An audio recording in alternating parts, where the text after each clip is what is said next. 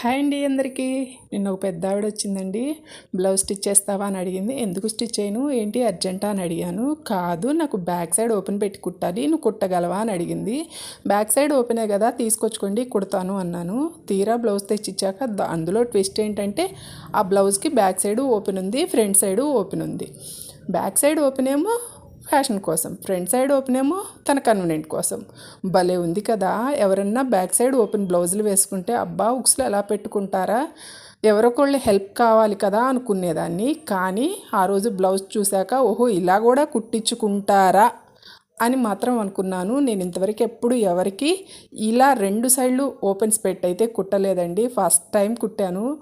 Blouse చూస్తే feel అవుతారేమో అని చెప్పేసి నేను బ్లౌజ్ అయితే వీడియోలో అసలు పెట్టలేదు. ఇంతకీ తన ఏజ్ ఎంత అనుకుంటున్నారు? 60 అబోవ్ ఉన్నాయి. కానీ తనకి వేసుకోవాలనే కోరిక. తన బ్లౌజులన్నీ అలాగే స్టిచ్